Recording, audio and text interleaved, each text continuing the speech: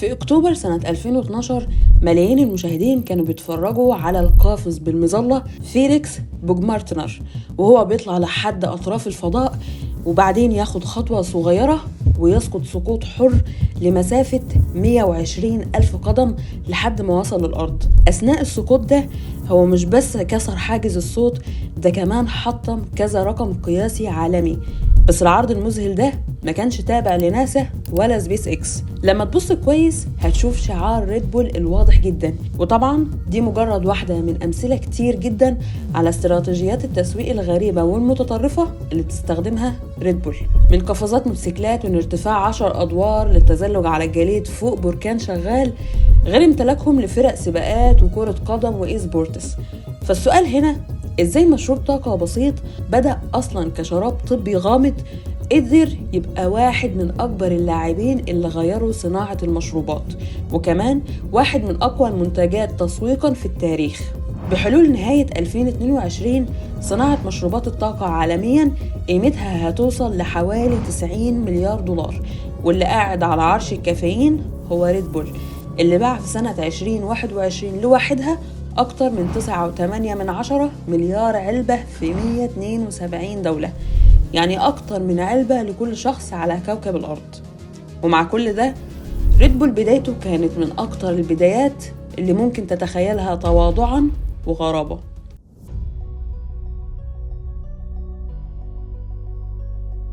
شاليو يوفيديا اتولد في منطقة ريفية في تايلاند. والده ووالدته كانوا مربيين بط وبيبيعوا فاكهة، كان معهم فلوس قليلة جدا وما قدروش يوفروا لأولادهم تعليم رسمي، علشان كده شاليو كبر وهو بيشتغل في المزرعة ومن غير أي فرص حقيقية في الحياة. لكن لما أهله بعتوه بانكوك يشتغل مع أخوه كمندوب مبيعات أدوية، اشتغل بجد رهيب وقدر يوفر فلوس كافية لدرجة إنه في سنة 1956 فتح مشروعه الصغير وسماه تيسي فارماسيتيكال اندستريز. في البداية المشروع كان هدفه بس بيع أدوية زي المضادات الحيوية اللي كانوا بيستوردوها، لكن في الوقت ده شركات الأدوية في اليابان كانت بدأت تنتج مشروبات عشبية وبتسميها منشطات طاقة. المنتجات دي حققت نجاح كبير وبدأت تدخل تايلاند هي كمان. بعد حوالي 10 سنين من إدارة شركته، شاليو قرر إنه يعمل نسخته الخاصة من مشروبات الطاقة دي، بس هو لاحظ إن المنتجات الموجودة في السوق كانت غالية وموجهة أكتر للناس الأغنياء، وبما إنه هو نفسه جاي من مكان فقير كان عارف كويس إن اللي محتاج الطاقة فعلا هو العامل البسيط، عمال البناء، الفلاحين، الناس اللي بتشتغل شغل بدني شاق ولساعات طويلة وبيحتاجوا تركيز وطاقة دايما. فبعد ما حلل تركيبة المشروبات التانية اللي في السوق، شاليو عمل مشروب مشابه فيه كافيين وفيتامين ب ومادة كيميائية اسمها تورين. لكن اللي ميز مشروب شاليو فعلا عن أي منافس هو إنه حط كميات كبيرة من السكر، وده خلى الطعم أحلى وكمان زود دفعة الطاقة، وسمى المشروب كراتينج دينج. باللغة التايلاندية كلمة دينج يعني أحمر، وده كان بيرمز عنده للإصرار والمثابرة. أما كلمة كراتينج فهي مش معناها ثور بالظبط، ولكن هي معناها الثور البري أو الثور الوحشي، وده نوع من أنواع الأبقار البرية قريب من الجاموس وأكبر فصيلة ماشية برية في العالم. اختيار الاسم ده كان علشان تشيليو عايز البراند يبقى مرتبط بالقوة والصلابة. لكن رغم كده المشروب الجديد محققش نجاح فوري. في التوقيت ده منتجات من دول زي اليابان وكوريا الجنوبية كانت مسيطرة على السوق، لكن قرار تشيليو إنه يركز على المناطق الريفية والأقاليم بدل المدن الكبيرة زي بانكوك كان قرار ذكي جدا، علشان يبدأ وزع عينات مجانية على سائقي الشاحنات اللي بيشتغلوا لساعات طويلة وبيحتاجوا يفضلوا صاحيين ومركزين، وسوقوا كمشروب بيزود الطاقة والتركيز. ومن هنا المشروب بدأ ينتشر بالكلام بين الناس وبقى محبوب وسط الطبقة العاملة في تايلاند. وباستخدام الأرباح الأولى تشاليو بدأ يرعى مباريات المواي تاي، أشهر فن قتالي في اليابان وجزء أساسي من ثقافتهم. ده مش بس خلى الناس تعرف المشروب، لكن كمان ربطوا بالطاقة العالية والقوة. وكانت حركة ذكية جدا لأن معظم مشروبات الطاقة وقتها كانت شبه بعض، لكن تشاليو من البداية ركز على بناء البراند، ومشروبه بقى شبه رمز للإصرار وسط العمال. وفي سنة 1980 المنتج بقى ناجح جدا في كل أنحاء تايلاند. لكن اللي ما كانش حد متوقعه إن مقابلة بالصدفة مع رجل أعمال نمساوي كان بيبيع معجون أسنان هي اللي هتحول المشروب ده لإمبراطورية عالمية بمليارات الدولارات.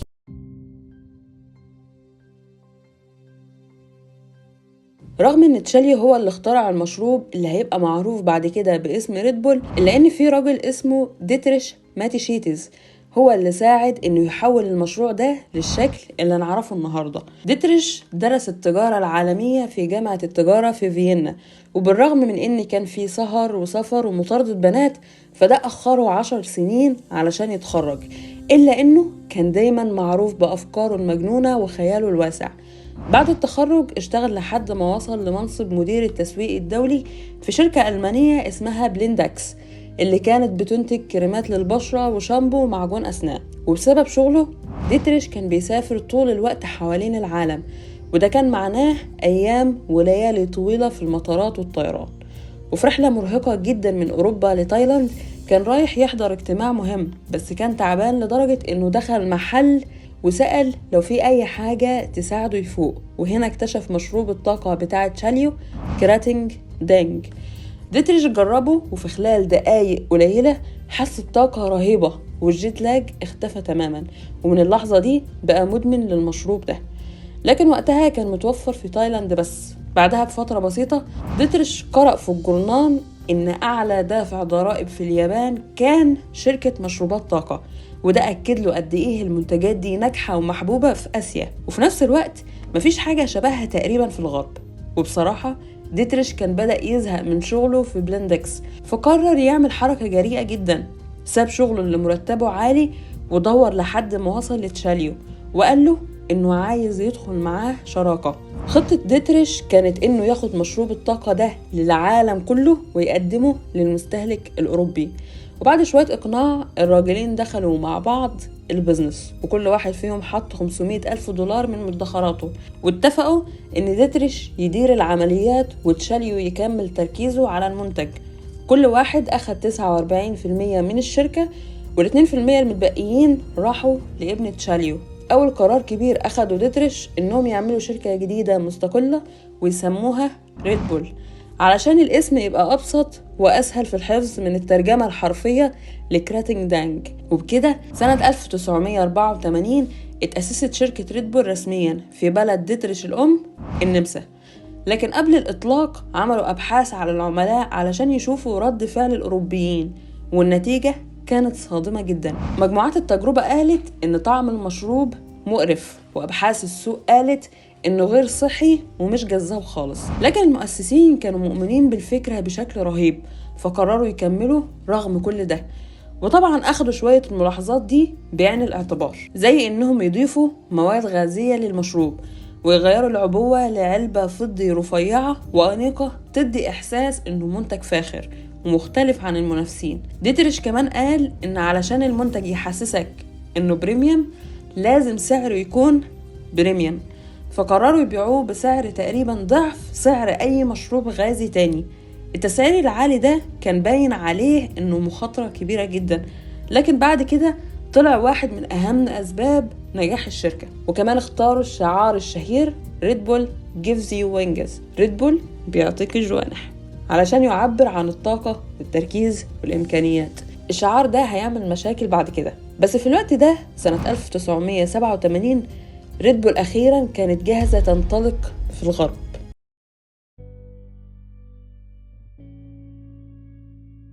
في 1 إبريل 1987 ريد بول انطلقت رسمياً في النمسا، والخلق الإحساس البريميوم اللي ديتريش كان عايزه. المشروب اتعرض في البداية في منتجعات التزلج المشهورة في النمسا. في الأول فريق ريد بول كان صغير جداً، سكرتيرة واحدة بس، وفريق مبيعات مكون من 6 أشخاص. وبما إن ميزانية التسويق كانت محدودة جدا، ديتريش كان عارف إنه مش هيقدر يعمل إعلانات تلفزيون غالية ولا حملات ضخمة زي باقي شركات المشروبات، فبدل ده اعتمد من البداية على استراتيجيات التسويق الإبداعية اللي تكلفتها قليلة علشان ينشر اسم ريد بول.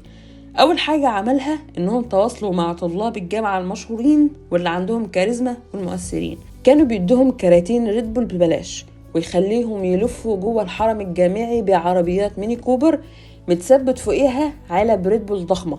كمان كانوا بيدوا الطلاب دول فلوس علشان ينظموا بيها حفلات وتوزع فيها ريد بول ببلاش. الفكرة كانت ان الطلاب المشهورين دول يأثروا على قرارات الشراء بتاعة صحابهم وزمايلهم، وفي الحقيقة بدأوا كمان يشغلوا بنات شكلهم حلو تحت اسم ريد بول جيرلز، ومهمتهم بس توزيع المشروبات ببلاش في الجامعة. وفي نفس الوقت مندوبين مبيعات ريد بول اللي كانوا بيتسموا ماسكتيرز كانوا بيقدموا كولديرات ببلاش للبارات، وبيشجعوا البارتندر انهم يستخدموا ريد بول في كوكتيلات جديدة. ده كان بيساعد المشروب انه يبقى معروف كمادة بتزود كمية السكر مع الكحول. ريد بول كمان كانت بتسيب علب فاضية في البارات والنوادي علشان الناس تشوف اللوجو طول الوقت وتتحمس تجرب المشروب. كل التكتيكات دي نجحت بشكل كبير، وريد بول باعت أكتر من 1,000,000 علبة في أول سنة. ده نجاح كبير جدا، لكن ماليا الشركة في الحقيقة خسرت فلوس السنة دي عشان كانوا موزعين منتجات كتير ببلاش ضمن خطة التسويق. بس ديتريش كان عارف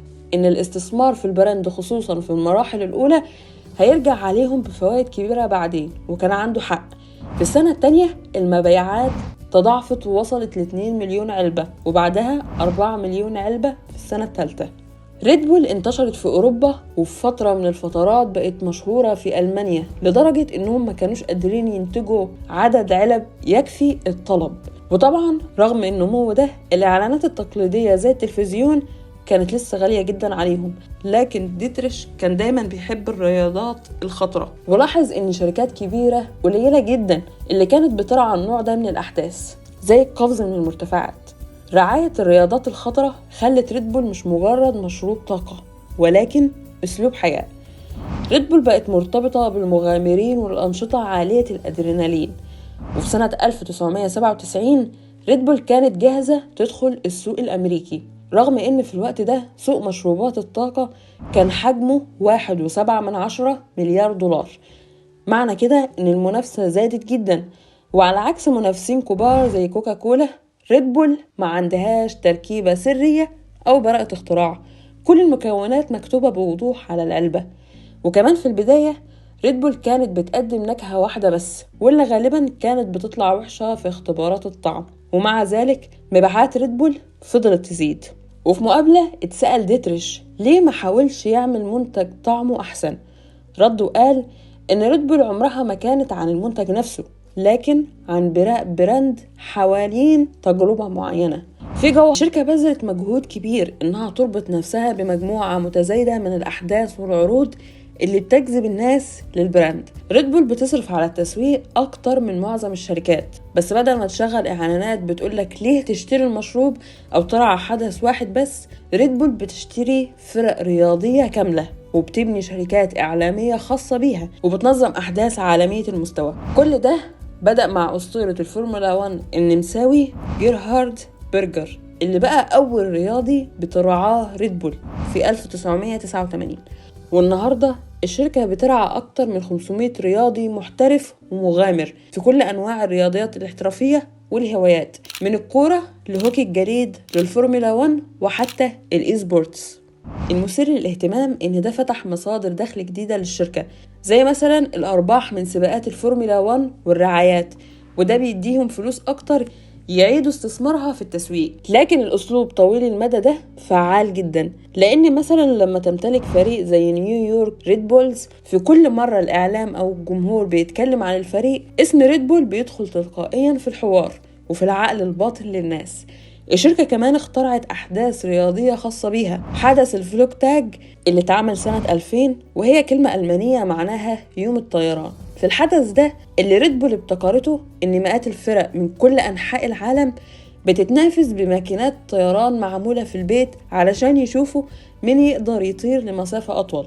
ولو بتسأل، الرقم القياسي الحالي هو 258 قدم، ومن خلال خلق أحداث المنتج يقدر يتقدم فيها والقصة بتاعة البراند تتروى.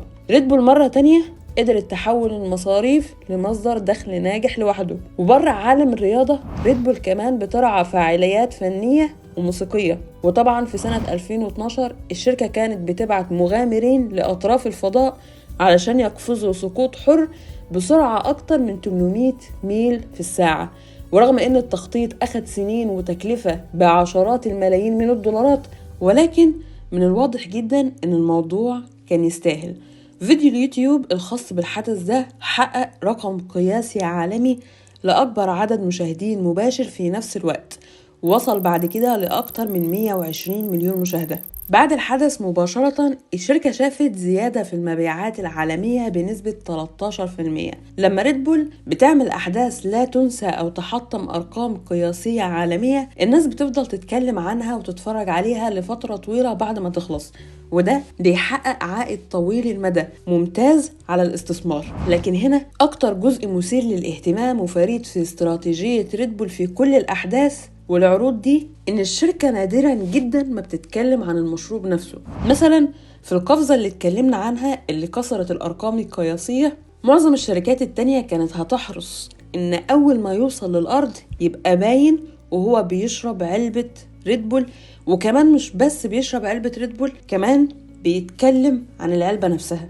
لكن ده ما حصلش، مفيش أي ذكر للمشروب، والسبب إن إعلانات ريد بول غالبا ما بتحسهاش إعلانات، هدفهم هو التعرف على البراند مش البيع المباشر. هما بيحاولوا يعملوا حاجة مثيرة الجمهور يربط البراند بيها من غير ما يحس.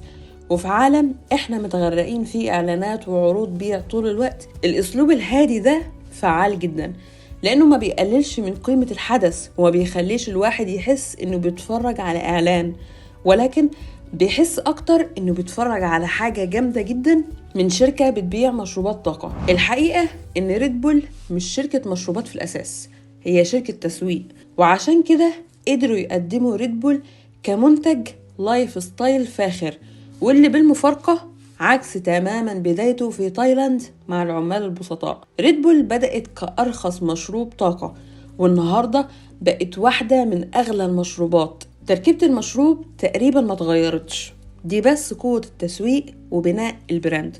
ونتيجة لكده في بعض الدول النهاردة ريد بول مسيطرة على أكتر من 80% من سوق مشروبات الطاقة فيها، ومن سنة 1987 لحد دلوقتي اتباع أكتر من 100 مليار علبة حوالين العالم. ولكن عمرك ما هتبقى رقم واحد من غير شوية جدل.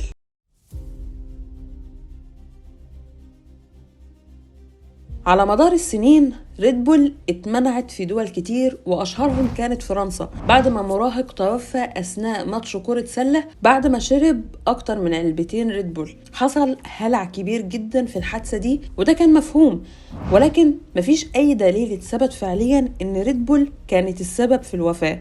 لكن الحادثة فتحت الباب لاتهامات إن نسبة الكافيين عالية زيادة، وإن بعض مكونات المشروب ممكن ما تكونش آمنة زي ما الشركة بتقول. ولكن في سنة 2008 النسخة كاملة من ريد بول رجعت تتباع في فرنسا تاني، بعد ما الشركة نجحت تثبت إن مفيش دليل كافي إن أي مكون من مكوناتها مضر بالصحة. يعني بكل بساطة هو مش مشروب صحي قوي، بس برضو مش خطير لدرجة المنع. بعدها في ألمانيا سنة 2009 مشروب ريد بول كولا اتلقى فيه آثار ضئيلة جدا من الكوكايين، وده خلى بعض الولايات الألمانية تسحب المشروب من السوق. لكن مرة تانية بعد أبحاث وتحاليل إضافية اتضح إن الكمية ضئيلة جدا لدرجة إنك لازم تشرب كميات شبه مستحيلة علشان تحس بأي تأثير، وبالتالي المشروب رجع يتباع هناك كمان. وفي سنة 2013 ريد بول دخلت في جدل جديد لما اترفعت عليها قضية بسبب شعارها الشهير ريد بول gives you wings، ريد بول بتديك أجنحة. وبأمانة صعب نصدق إن في حد كان متوقع فعلا إنه يطلع له أجنحة ويطير. فالقضية شكلها كانت محاولة لتحصيل فلوس وخلاص. لكن المحامين جادلوا إن بما إن ريد بول ما بتديش أي تحسين رياضي فعلي يبقى ده إعلان مضلل، وفي الآخر ريد بول دفعت 13 مليون دولار لتسوية القضية. لحد هنا المشاكل دي شكلها قاسي شوية على ريد بول، لكن الحقيقة إن الجدل الحقيقي حوالين ريد بول هو اللي ناس كتير في الغرب ما يعرفوش عنه حاجة أصلا. في سنة 2012 حفيد مؤسس ثروة ريد بول تشاليو اتهم إنه خبط ضابط شرطة وتسبب في وفاته وهو سايق بسرعة رهيبة بعربيته الفراري، واتقال بعدها إنه ما حضرش المحكمة وهرب برا البلد. ورغم إن الأدلة ضده كانت شبه قاطعة القضية ما تمش استكمالها.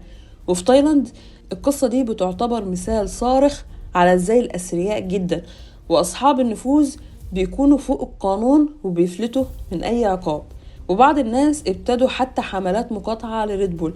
وطبعا للإنصاف وريث ثروة ريد بول مش مشارك فعليا في إدارة الشركة، لكن القصة دي أكيد عملت شرخ في الصورة المثالية اللي ريد بول بتصرف ملايين علشان تحافظ عليها.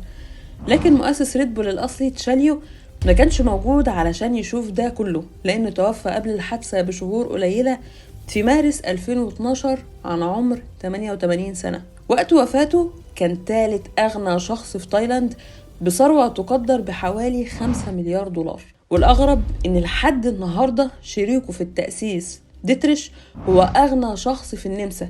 والسبب إن ريد بول لسه شركة خاصة. المؤسسين ما اضطروش يبيعوا حصص كبيرة من ملكيتهم علشان هوامش الربح كانت عالية جدا، وكانوا دايما بيعيدوا استثمار الأرباح جوه الشركة، وبكده الاتنين بقوا من أغنى أغنياء العالم. والحقيقة أنا شايفة إن في كذا درس مهم جدا كلنا ممكن نتعلمه من قصة ريد بول.